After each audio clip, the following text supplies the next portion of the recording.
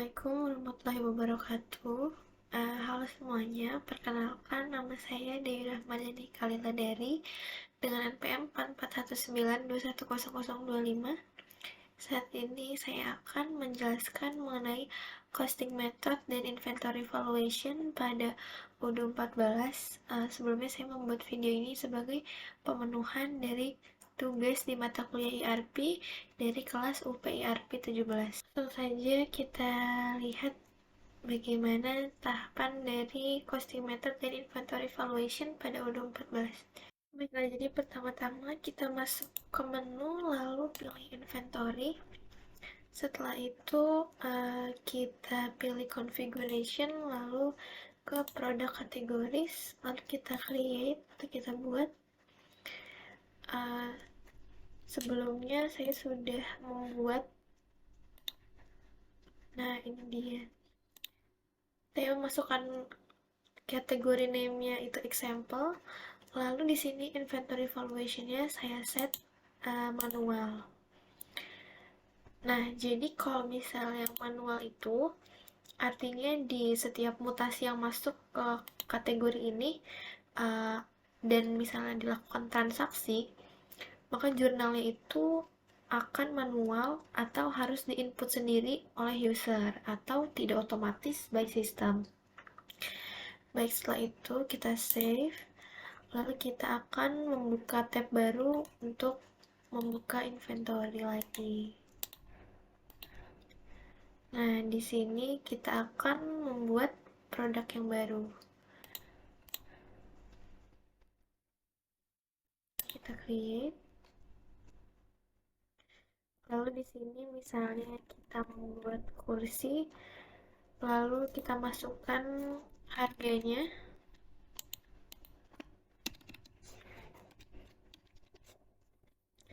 Lalu di produk kategorinya kita ubah menjadi yang tadi kita buat, yaitu example.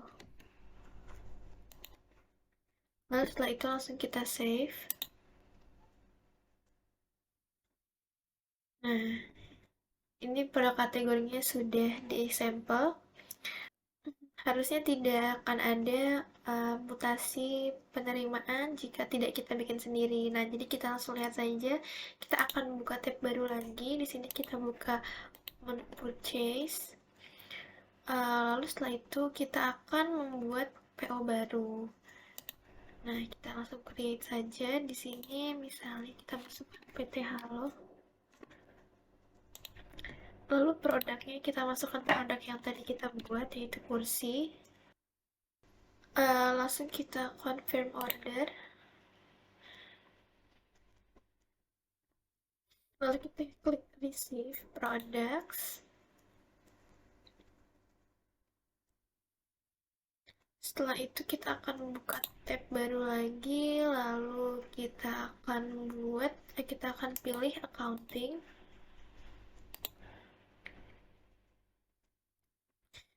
Setelah itu kita pilih accounting lagi, lalu kita lihat journal entries-nya. Lalu setelah masuk ke journal entries, kita lihat di sini totalnya ada 6 journal entries-nya. Lalu kita balik lagi ke PO tadi, lalu langsung saja kita validate,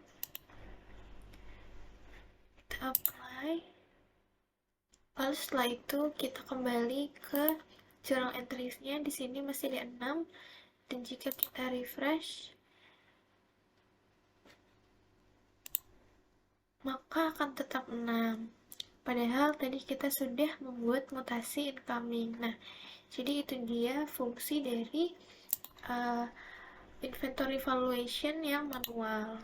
Lalu setelah itu kita akan mencoba lagi mengubah inventory valuation-nya menjadi automated atau otomatis. Kita pilih automated. Jadi ketika kita mengganti menjadi otomatis ini, di pilihan account stock properties-nya akan berubah. Yang tadi ini jika manual, dia tidak ada. Lalu jika kita ganti otomatis, dia akan muncul account stock properties seperti ini. Nah, di pilihan akun properties ini wajib diisi karena ketika sistem mengenerate sebuah jurnal itu atau transaksi incoming atau receiving, maka sistemnya itu akan mengambil account valuation dan stock input. Lalu jika kita keluar, maka sistem akan mengambil dari stock output. Lalu setelah itu kita langsung save saja. Lalu setelah di save, kita masuk lagi ke halaman PO yang tadi. Kita akan buat dari sini, kita duplicate saja. Nah, lalu setelah di duplicate, nah setelah itu kita lihat ke journal entries. Di sini ada 6. Lalu misalnya kita validate lagi.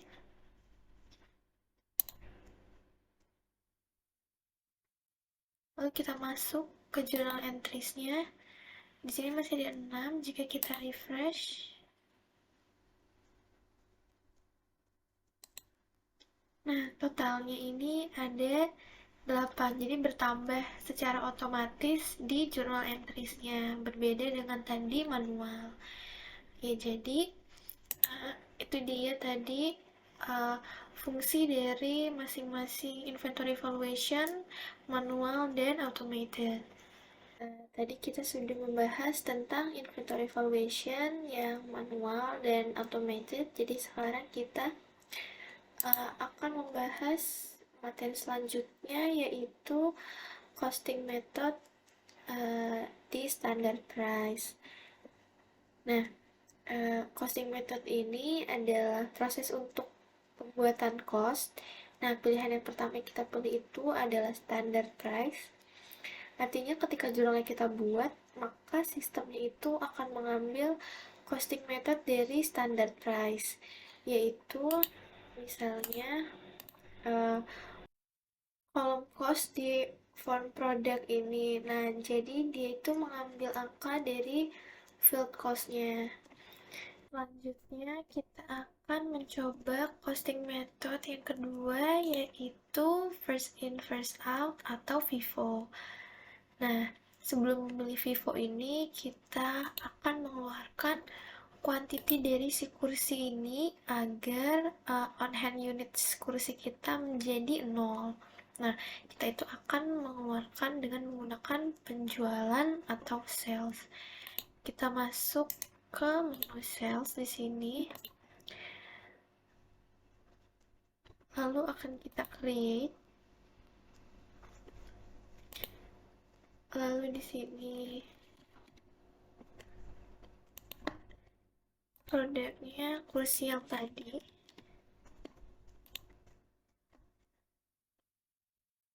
Nah, lalu unit price-nya ganti menjadi misalnya 5.000. Lalu kita save. Setelah itu kita confirm. Setelah di confirm, kita langsung pilih delivery. Lalu setelah itu kita langsung validate.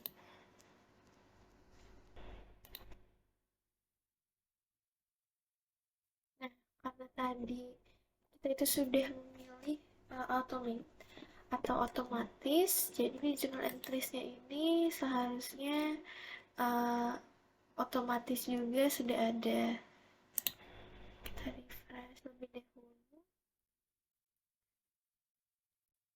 Lalu di sini sudah masuk uh, journal entries yang baru. Lalu setelah itu kita cek lagi, di sini kita refresh apakah unit on hands-nya sudah 0 atau belum. Nah, unit on hands masih ada 1, jadi kita akan mengulangi cara yang tadi. Ini kita duplicate, lalu kita langsung seperti tadi confirm, lalu langsung ke delivery. Setelah itu kita langsung validate. Nah, kita balik lagi ke journal entries untuk kita refresh. Lalu di sini harusnya sudah masuk lagi. Nah, ini sudah masuk lagi jurnal inventory valuation-nya. Lalu kita kembali lagi ke inventory kursi ini, kita refresh. Lalu di sini produknya sudah nol, units on hand-nya. Nah, lalu setelah itu kita balik ke awal, ke produk kategorinya. Setelah itu, costing methodnya akan kita ganti menjadi first in first out atau FIFO. Nah, jadi FIFO ini sistemnya itu seperti antrian. Jadi yang pertama masuk akan pertama keluar. Nah, lalu kita save. Lalu selanjutnya kita akan membuka tab purchase. Uh, Lalu kita akan membuat yang baru, tapi kita akan menduplicate PO yang tadi. Kita duplicate.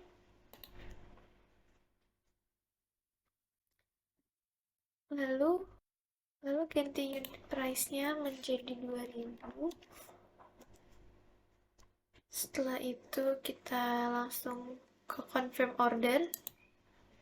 Lalu kita langsung receive products. Setelah itu kita validate.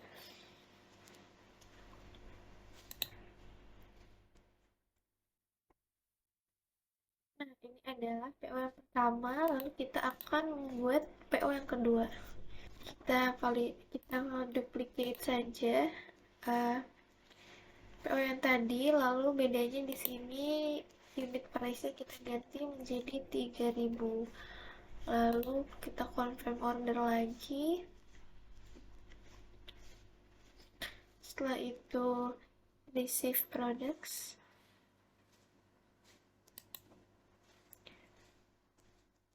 Lalu langsung kita validate lagi.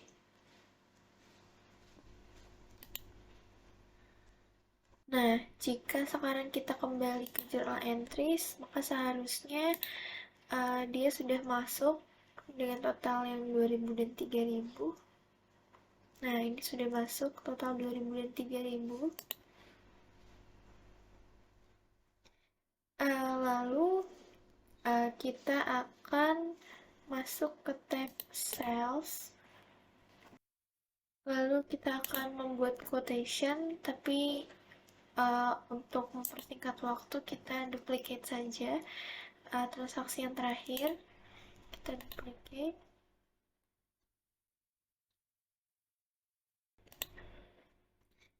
Nah, setelah kita duplicate ini, langsung saja kita confirm.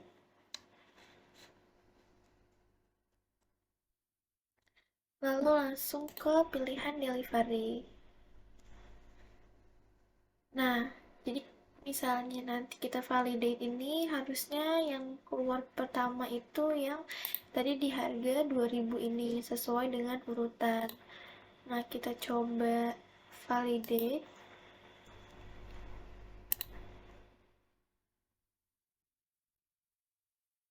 Lalu setelah itu kita balik ke journal entry, lalu kita refresh. Kita coba lihat.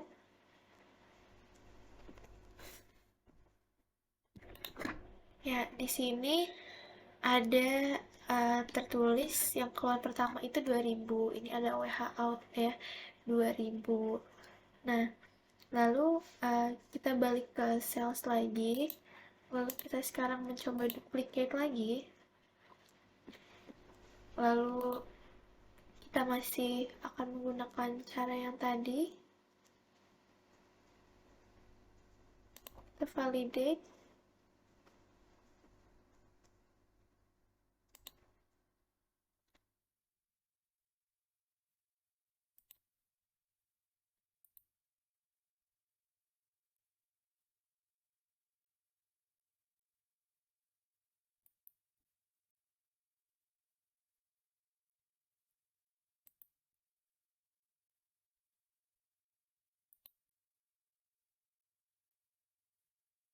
Lalu setelah itu kita duplicate, lalu kita confirm lagi seperti tadi, lalu kita langsung ke delivery. Setelah itu kita validate lagi, lalu kita akan kembali ke journal entries, kita refresh lagi. Setelah itu di sini, nah lalu sekarang ada jurnal baru, yaitu out yang 3000. Jadi seperti namanya, first in first out. Ini sudah sesuai urutan. Yang pertama keluar itu 2000, lalu yang 3000. Jadi itu dia gunanya pilihan Vivo atau first in first out pada costing method yang tadi kita pilih. Baiklah, jadi setelah kita tadi membahas costing method yang pertama dan yang kedua itu standard price dan juga Vivo, selanjutnya kita akan membahas costing method yang ketiga yaitu average cost atau AFCO. Nah, sebelum kita mengganti ini ke AFCO ini, kita akan melihat dulu di produk kita apakah units on hand-nya itu masih 0. Nah, unit on hand di sini masih 0, jadi akan aman untuk mengganti costing method ini ke average cost. Nah, jadi average cost ini artinya harga rata-rata. Jadi misalnya kita PO atau membeli barang nih, dan harga pertama di barang itu misalnya 1000, lalu harga barang yang kedua adalah 2000, maka yang akan keluar itu harga rata-rata yaitu 1500. Nah, kita langsung saja ganti ke AFCO. Terus setelah itu kita save, lalu kita masuk ke purchase, lalu kita duplicate yang tadi sudah ada, kita duplicate, lalu kita ganti unit price di sini menjadi 1000. Setelah itu kita save, lalu kita confirm order, lalu receive products, dan langsung validate.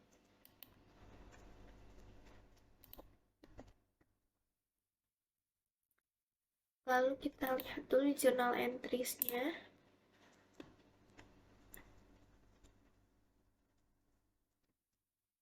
Journal entries-nya sudah masuk, kalau kita buka. Di sini masuk 1000 ya.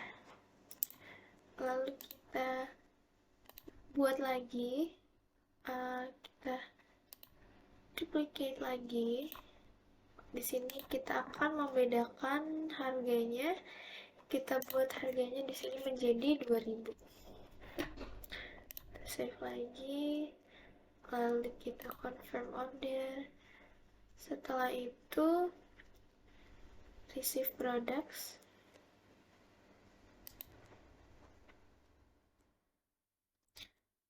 validate.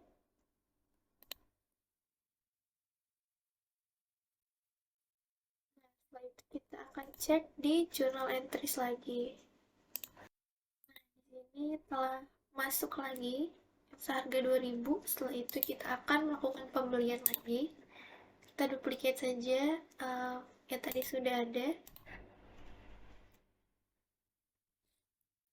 Lalu setelah itu kita langsung confirm dan ke menu delivery,